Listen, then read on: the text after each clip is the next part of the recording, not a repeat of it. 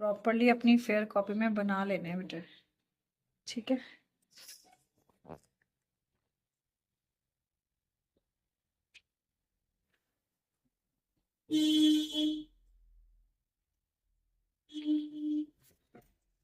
क्या हो गया?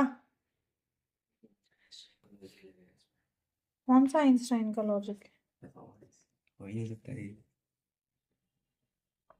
ओके, सो डायमेंशन वाला क्या है, उस पर क्वेश्चन करते हैं।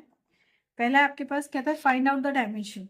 अब एक तो मैंने आपको बताया कि डायमेंशन सीधा सीधा आपके पास में आ गया। जैसे आपको कह दिया कि भाई एक्सेलरेशन का डायमेंशन बताना है आप, कि एक्सेलरेशन का डायमेंशन क्या होगा।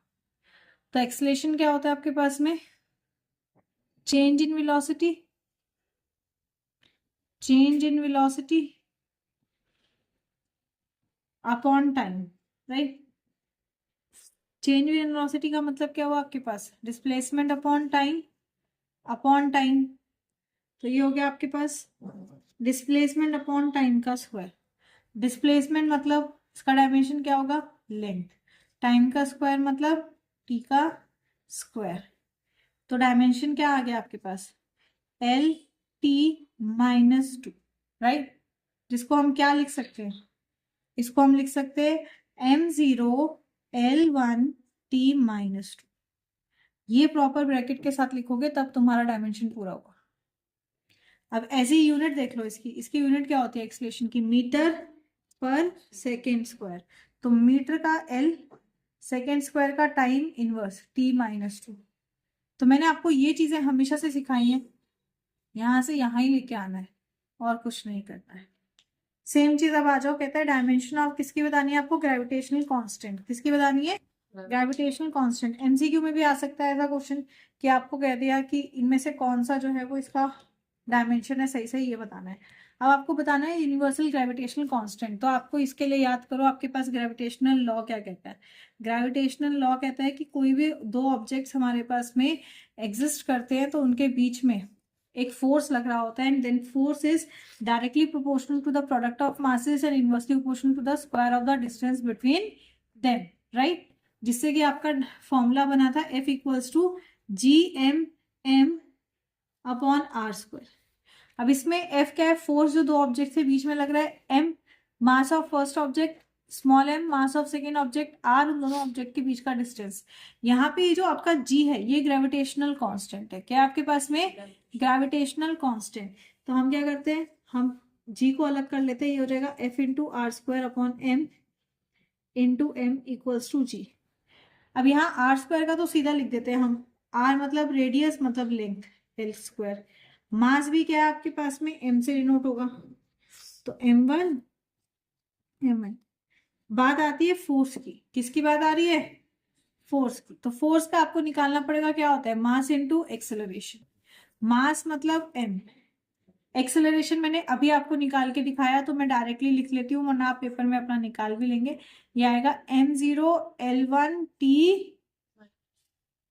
तो दोनों को अगर हम कंबाइन कर दें तो बेस से में ऐड हो जाएगा m, यहाँ पे 1 है वहां 0 है, m0 प्लस 1 इज 1।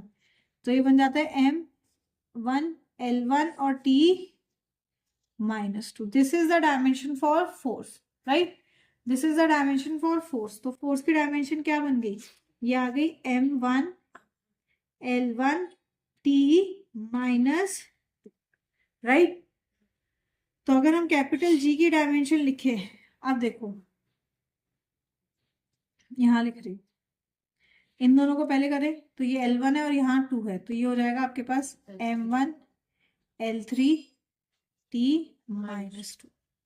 डिनोमिनेटर में आपके पास है M2, ये ऊपर जाएगा तो ये हो जाएगा आपके पास में क्या, M inverse L3 T minus 2।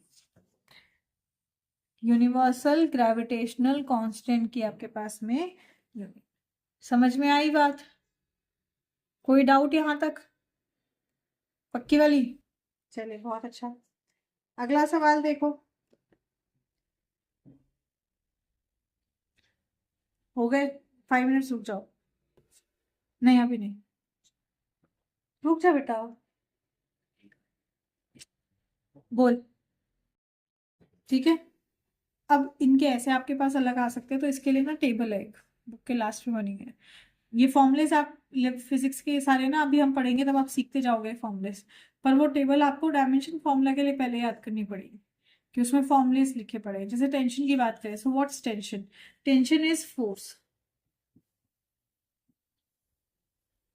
Tension क्या है? फोर्स। कब बोलते हैं? जब किसी इलास्टिक बॉडी में लग रहा होता है। जैसे एक रस्सी है, आपने एक रस्सी डाली हुई है, रस्सी में नीचे मैंने एक मास लगा रखा है और ये मास रस्सी के साथ लटका हुआ है, तो ये मास इस रस्सी पे एक फोर्स लगा रहा है, राइट? ये मास एक रस्सी पे फोर्स लगा रहा है आपके पास, तो ये जो फोर्स इस रस्सी पे लगा रहा है ना, इसे कहते हैं टेंशन। समझ में आई बात? तो टेंशन क्या होता है? टेंशन होता है आपके पास में फोर्स। तो फोर्स क्या होता है आपके पास में? Mass into acceleration. फोर्स क्या होता है? Mass into acceleration. मास का क्या हो जाता है? एम। एक्सेलरेशन अभी हमने किया था, क्या था? L T minus two. Combine करते हैं तो क्या बन जाता है? m1 l1 t minus. समझ में आ गई बात? नेक्स्ट मैंने आपको दिया वेलोसिटी। वेलोसिटी क्या है? Displacement upon time. Displacement length में होगा, टाइम t में होगा। तो ये क्या बन जाता है? ये बन जाता है m0 l1 t माइनस। समझ में आई बात? ओके, अब आते हैं वेलोसिटी ग्रेडियंट। आपके पास में क्या आ गया? आपके पास में वेलोसिटी ग्रेडियंट। देखो, ग्रेडियंट जिसके भी साथ आ जाए मतलब वो पर यूनिट डिस्टेंस पे डिफाइन हो रहा है आपके पास में। जैसे वेलोसिटी ग्रेडियंट क्या होता है?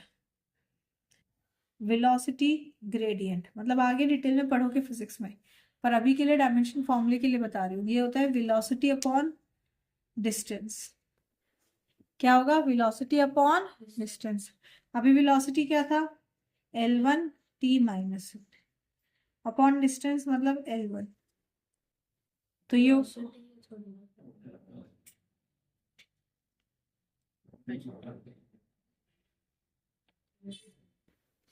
l से l गया, 1 माइनस 1 0, क्या बचा?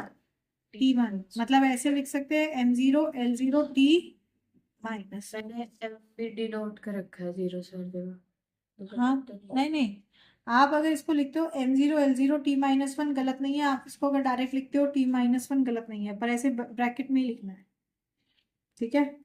फिर आता है लीनियर मास डेंसिटी। क्या आ गया आपके पास में? Linear mass density.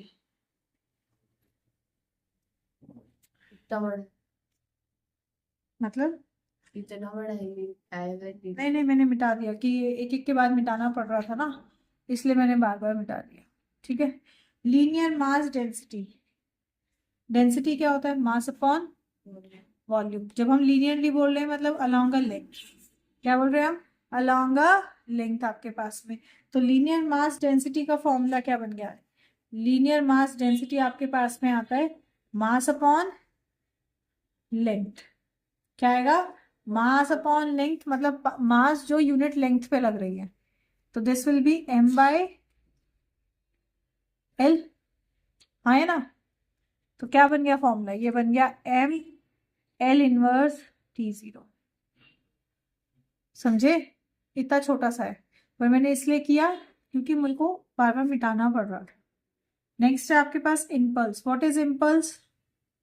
ये वाला इम्पल्स पता है? नहीं, इम्पल्स मैंने 9th में जब फोर्स पढ़ाया था तब बताया था। जब क्रिकेटर जो है वो बॉल को कैच करता है तो वो अपने हाथ को जो है वो नीचे नीचे नीचे लेके जाता है। क्यों? टाइम बढ़े, जिससे कि जो फोर्स जितनी देर के लिए लग रहा है वो कम हो जाए। That is impulse. Force acting per unit time. समझ आ रही बात? फोर्स जो आपके टाइम पे एक्ट कर रहा है उसे कहते हैं हम इम्पल्स आपके पास में। तो force into time. Force into time. Force अभी हमने निकाला था ml t माइनस 2। क्या आया था? ml t minus 2। यहाँ आ जाएगा इनटू में टाइम मतलब t।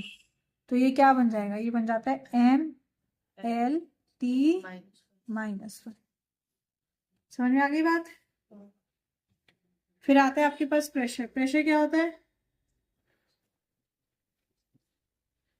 फोर्स अपॉन, यार इसको मैं ऑन करना भूल गई।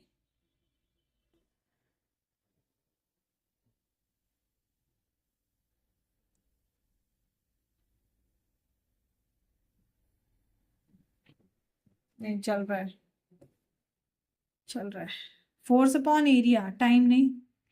प्रेशर क्या होता है? Force acting per unit area. बेटे ये फॉर्मूले तो याद करने पड़ेंगे, पेपर में फॉर्मूले लिखे नहीं मिलेंगे तुम्हें, ये याद रखना तुम। तो फोर्स अभी निकाला, फोर्स क्या आया था? ml/t-2। एरिया क्या होता है? स्क्वायर। क्या बन गया? ml-1 t-। समझ में आ गई बात? पक्की वाली? चलो बहुत अच्छी बात है। तो ये तो आपके पास में है डायमेंशन एनालिसिस। ये क्या आपके पास में? Dimension analysis. अब डायमेंशन एनालिसिस की आपके पास में है 3 एप्लीकेशंस। ये तो मोस्टली आएगा आपके पास एमसीक्यू। ये हाँ, एमसीक्यू के लिए इतना झंझट। ये वाले जो क्वेश्चन आएंगे ना, मोस्टली आएंगे आपके पास में एमसीक्यू में, या फिर केस स्टडी में, या जहाँ पे कहीं डेरिवेशन होगी ना, तो डेरिवेशन के साथ। जैसे मान ले तुझे बोला कि यूनिवर्सल ग्रेविटेशनल कांस्टेंट की डेरिवेशन निकालिए, डिराइव करिए, और फिर उसका डायमेंशन फॉर्मूला निकालिए, ऐसे में आ सकता है आपके पास। ठीक है, अब इसकी एप्लीकेशन है आपके पास में। सबसे पहली एप्लीकेशन आती है आपके पास checking consistency of an equation. Checking consistency of an equation, या हम ये भी कहते हैं कि चेक करेंगे कि हमारी इक्वेशन डायमेंशनली करेक्ट है या नहीं। क्या करेंगे? हम चेक करेंगे हमारी इक्वेशन डायमेंशनली करेक्ट है या नहीं। जैसे देखो, मैं एक एग्जांपल से समझाती हूँ आपको इसको।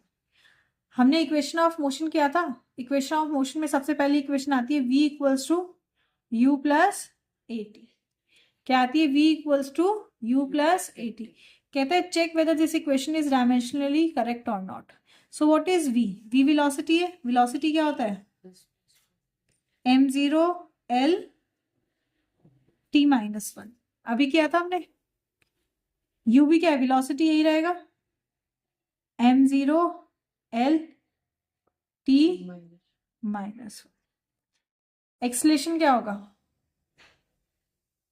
m0 l t-2। यह हो जाएगा l t-2, और टाइम का क्या है? t, right. अब इधर तो एक ही टर्म है, इसको क्या सॉल्व करें? इधर वाले को सॉल्व करते हैं। तो ये तो हो जाता है आपके पास में l t-1। मैं m0 लिखने दी हूँ, आप लिखना चाहें तो लिख भी सकते हैं। इधर क्या हो जाएगा? बेस से में पावर जो है वो ऐड होंगे, तो -2 और +1 क्या हो जाएगा? माइनस है। क्या बोला? बैठ जा, आ रही हूँ।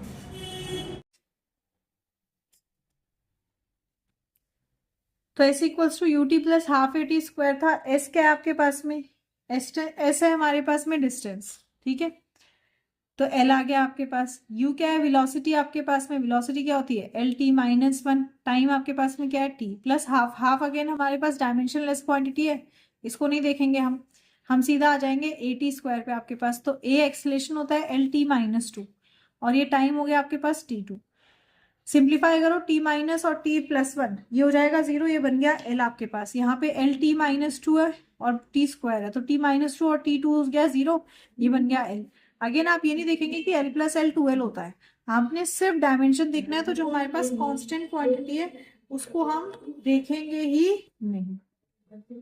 समझ में आ गई बात? चलो, अब मैं आपको 2 इक्वेशन दे रही हूँ, आप उनका डायमेंशन एनालिसिस करके बताएंगे कि ये डायमेंशनली करेक्ट है या नहीं। और ये मत सोचना कि हमेशा इक्वेशंस डायमेंशनली करेक्ट ही आती हैं।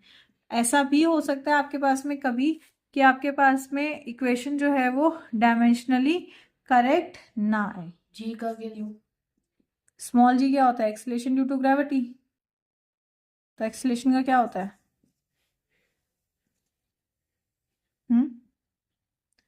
लैम्डा आपका डी ब्रॉगली वेवलेंथ है।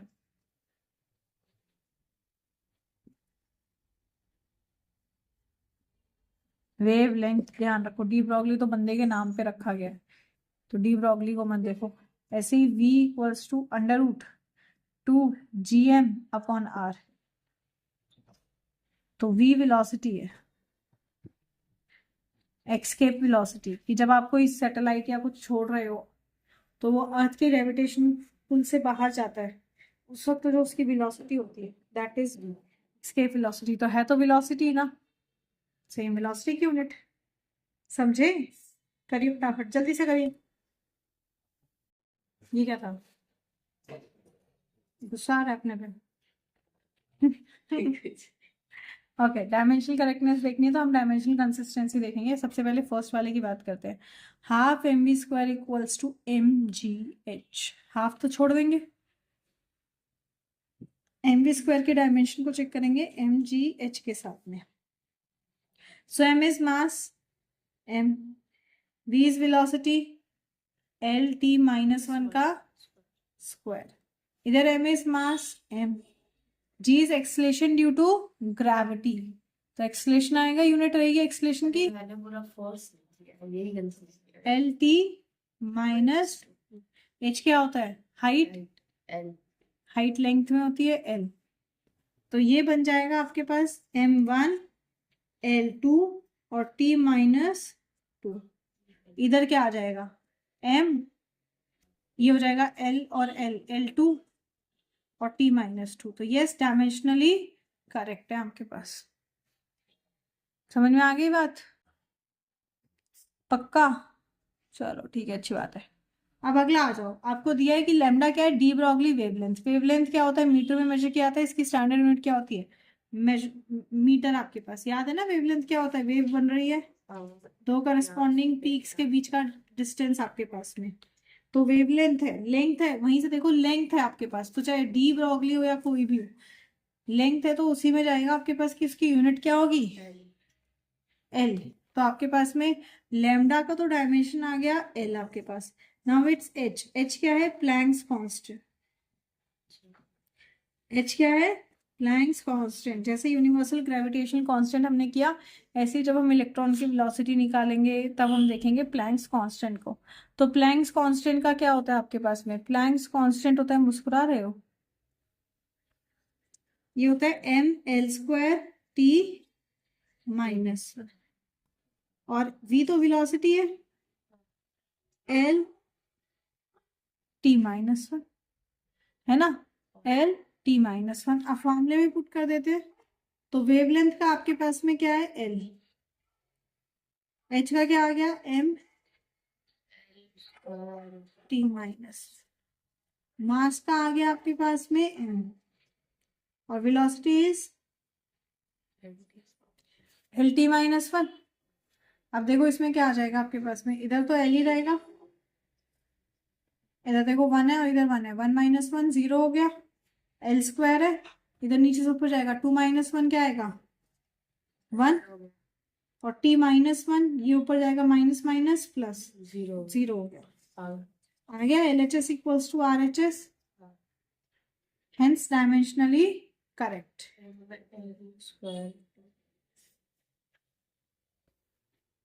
समझ में आ गई बात? अच्छा, मैंने मिटा दी, क्या थी लास्ट? escape velocity दिया था ना, v equals to under root two G M R upon R. Again two को छोड़ देंगे, क्यों? क्योंकि वो कांस्टेंट है भाई, डायमेंशनलेस क्वांटिटी आपके पास, टू को छोड़ देंगे तो बचा क्या? ये बच गया v इक्वल्स टू जी की पावर हाफ, m की पावर हाफ, और r की पावर। मैंने अंडर रूट किया है एंड तक।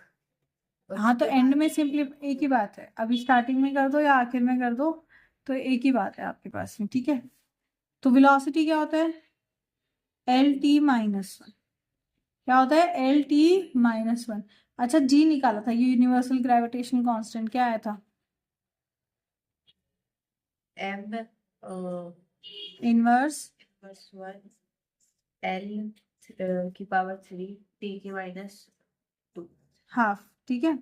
और m क्या है भाई? मास है आपके पास, मास का सीधा हो गया हाफ, अपॉन r आपके पास क्या होगा? लेंथ, मतलब l का हाफ, राइट? अब पूरे पावर हाफ को बाहर ले लेते हैं, पहले सिंप्लीफाई कर लेते हैं।